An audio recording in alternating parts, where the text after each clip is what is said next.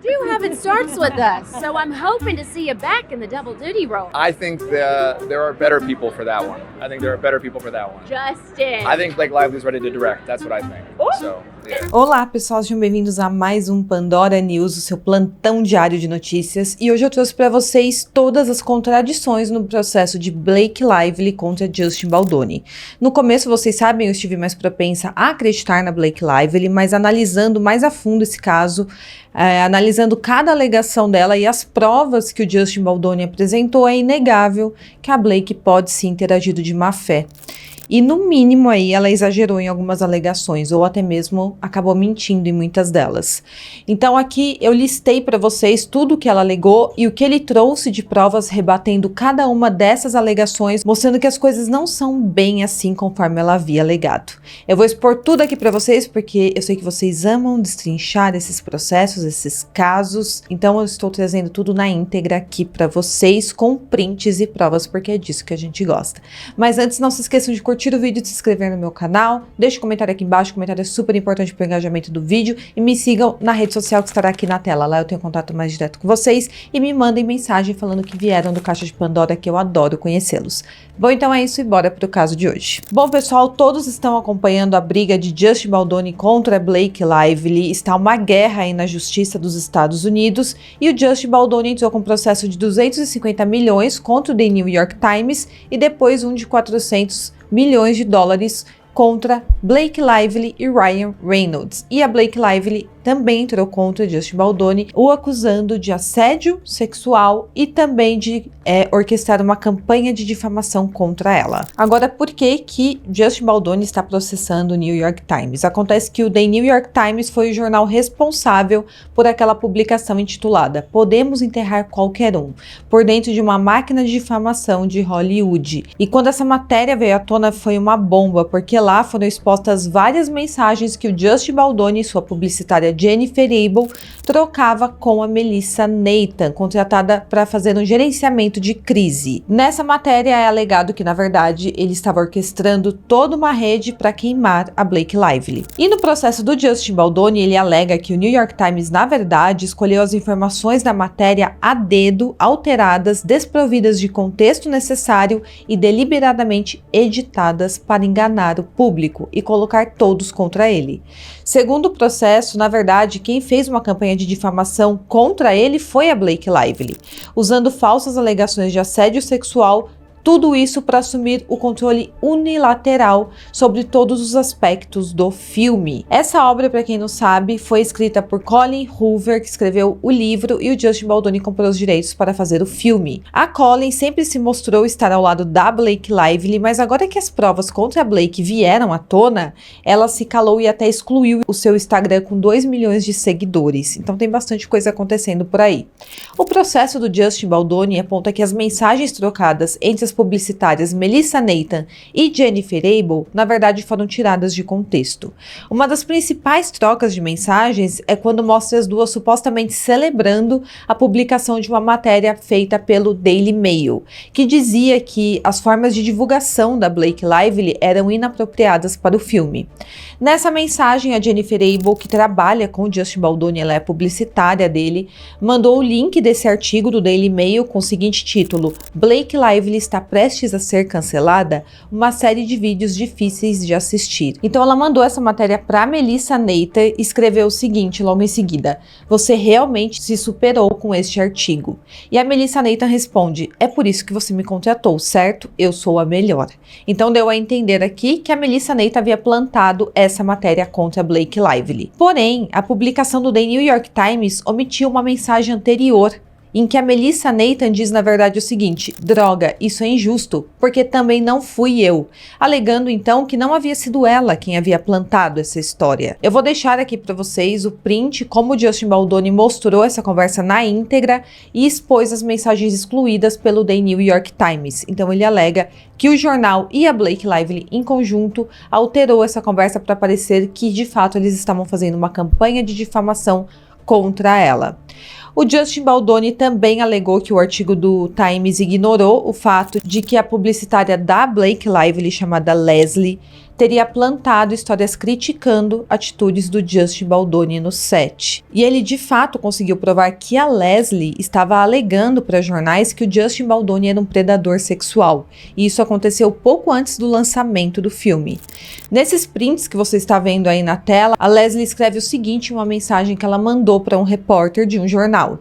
Abre aspas, sim, por favor, pois essa informação está toda errada. Ela não exigiu que o roteiro fosse executado, nada a ver com isso. Ela produziu o filme e fez um corte. O elenco inteiro não gosta de Justin, nada a ver com Blake. Fecha aspas. E aí o jornalista responde, abre aspas, como eu disse, a reportagem é que houve problemas entre ela e o Justin, assim como outros, e que Justin achou difícil trabalhar com ela. Um desses repórteres conhecidos é próximo de Steve Jones, porque eles costumavam sempre pegar os problemas de Brad e Gisele, e Steve o representa, eu acredito. Eu disse a eles que ela é horrível, e para não confiar em nada do que ela diz, fecha aspas. E a Leslie responde o seguinte, abre aspas, estou te dizendo que ela é uma mentirosa. Eles estão em pânico porque todo o elenco o odeia, fecha aspas.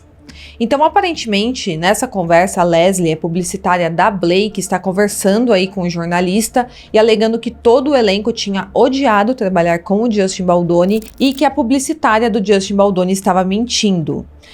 Esse jornalista, então, pegou essa conversa, deu um print e mandou para Melissa Nathan, para a mulher que faz o gerenciamento de crise do Justin Baldoni, dizendo o seguinte, abre aspas, ela disse que todo o elenco odeia o Justin, não tem nada a ver com a Blake. E agora ela está dizendo que a Blake foi abusada sexualmente. Por que ela não diria nada sobre isso, então? Ela sabe que ela está cheia de besteira. Ela me disse que a questão toda era que todo mundo odeia o Justin. Nada sobre Blake e Justin. Ela disse que não tem nada a ver com a Blake. Besteira, fecha aspas. E eu vou deixar o print aí para vocês verem exatamente essa troca de mensagens. Então, o Justin Baldoni conseguiu esses prints, onde a Leslie, a publicitária da Blake Lively, estaria falando com jornais, alegando que o Justin Baldoni havia assediado a Blake, que ele era odiado por todo o elenco do filme, porém, esses jornalistas entraram em contato direto com a Melissa Nathan e ela desmentiu toda essa história. E isso é uma prova de que, na verdade, quem estava tentando queimar o Justin Baldoni para a mídia era a Blake Lively, e não o contrário. Então o Justin Baldoni basicamente expôs que, de fato, a Melissa Nathan havia sido informada de que a Leslie estava plantando uma história desfavorável, falsa e difamatória sobre o Justin Baldoni. E que a Leslie também estava divulgando uma história falsa, alegando que havia múltiplas reclamações de RH durante a produção do filme. A Blake Lively também acusou o Jamie Heff, que é o produtor do filme, de mostrar um vídeo da sua própria esposa nua a ela. E ela falou que ela não queria ter visto aquilo. Porém, de acordo com o processo do Justin Baldoni, o vídeo em questão era uma gravação não pornográfica da esposa do Jamie durante um parto em casa, que é um momento profundamente pessoal, porém sem qualquer conotação sexual. E ele mostrou esse vídeo para Blake enquanto eles discutiam como deveria ser a cena do parto que ocorreria ali no filme. E eu vou ler exatamente a alegação da Blake Lively dessa conversa que ela teve com o Jamie Heff. Abre aspas. Para piorar a situação, o Jamie Heff abordou a Blake Lively e sua assistente no set e começou a passar um vídeo de uma mulher completamente nua com as pernas abertas. Blake Lively pensou que ele estava mostrando pornografia a ela e o impediu. Jamie Heff então explicou que o vídeo era sua esposa dando à luz.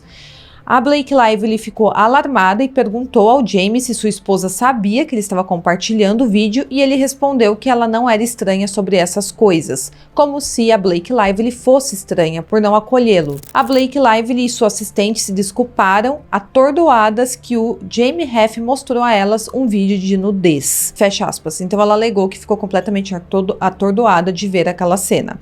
Mas eu vou deixar a foto para vocês desse vídeo.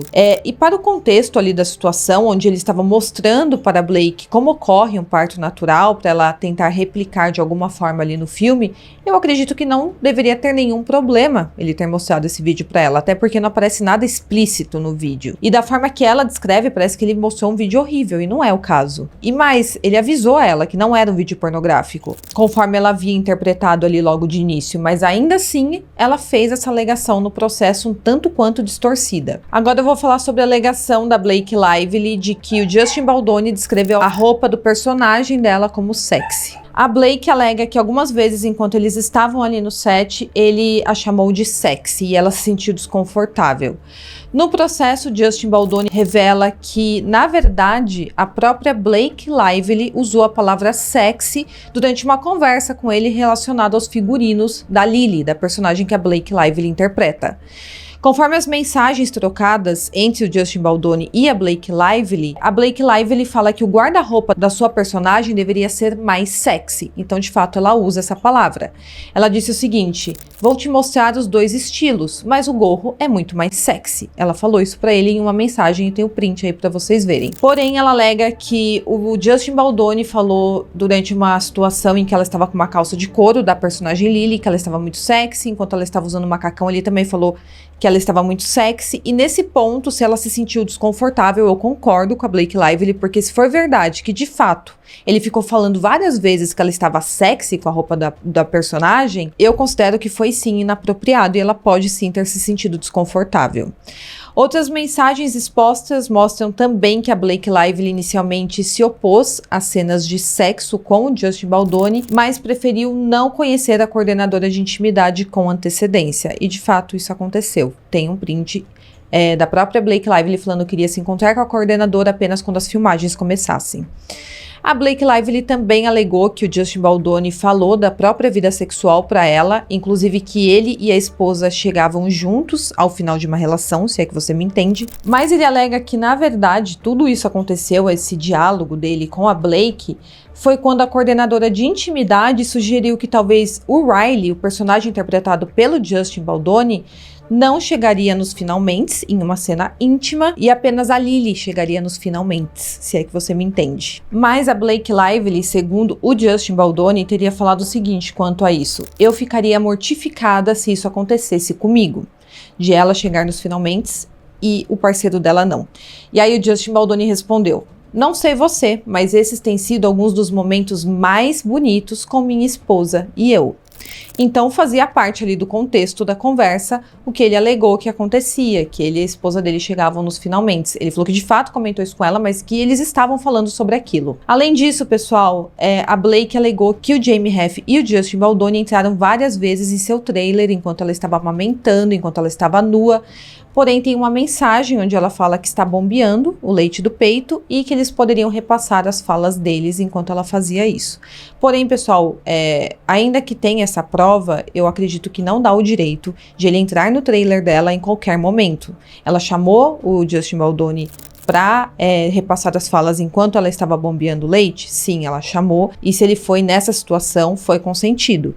Porém, isso não dá o direito de que o Jamie Heft e o Justin Baldoni entrem no trailer dela a qualquer momento, se é que isso de fato aconteceu. Porque a Blake Lively alega que eles entraram várias vezes enquanto ela estava nua, porém tem muitas contradições aqui que estamos vendo que a Blake Lively fez no seu processo. A Blake Lively também alegou a existência de uma lista de 30 exigências que ela fez para continuar as filmagens, porque a situação tinha chegado no limite para ela, e esse teria sido um acordo que eles fizeram em uma reunião com o Justin Baldoni, com o Jamie Heft e até mesmo com o Ryan Reynolds, o marido da Blake, e também com a participação de um executivo da Sony.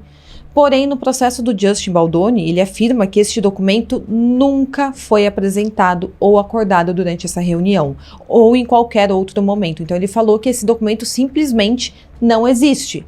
Isso seria muito fácil da Blake se defender, bastava ela mostrar esse documento assinado, conforme ela alegou que existia, mas até agora ela não mostrou nada.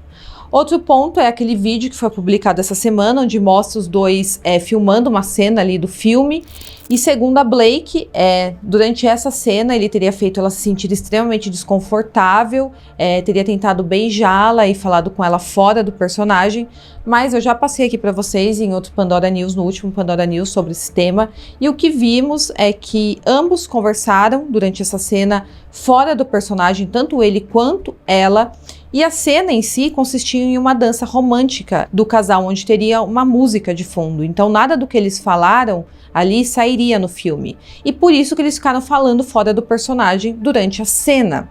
E o contexto dessa cena era duas pessoas se conhecendo e se apaixonando, o Riley e a Lily, os dois personagens principais do filme. Então, ainda que ele tivesse tentado beijá-la, fazia todo sentido dentro daquela cena. E a gente não vê nada muito agressivo da parte dele, é uma cena um tanto quanto romântica, na verdade. Agora, pessoal, minha conclusão é que, na verdade, a Blake nunca deveria ter participado desse filme, porque, claramente, ela quis ocupar um papel ali dentro que não pertencia a ela, na produção do filme, eu falo. Ela tentou dirigir cenas, ela tentou opinar no figurino da personagem, ela escolheu todo o figurino, ela reescreveu cenas junto com o Ryan Reynolds, e tudo isso só gerou problemas no set. Se talvez ela tivesse apenas não aceitado o papel, porque ela não estava disposta a fazer cenas de relações íntimas, ou então beijar o ator com quem ela estava contracenando, seria muito mais fácil. Ela poderia apenas ter recusado o papel, já que era um grande problema ela beijar o ator que ela estava contracenando em um filme romântico. Seria muito mais fácil isso do que ela tentar alterar todo o filme durante as gravações e depois alegar assédio sexual durante cenas românticas dos dois personagens. Bom, pessoal, então essa é a minha análise. Eu trouxe aqui tudo para vocês com prints e provas, para vocês tirarem as conclusões de vocês também. Eu falei para vocês, eu estive ao lado dela no começo, quando eu vi aquela matéria do The New York Times, e é por isso que é tão importante, isso serve de lição para todos nós, é tão importante a gente sempre ver os dois lados da história, gente. Não dá para acreditar cegamente em ninguém. Temos que sempre nos basear em provas. E até agora as provas estão ao lado de Justin Baldoni. Bom, pessoal, então esse é o vídeo de hoje. Espero muito que vocês tenham gostado. E até o próximo caso.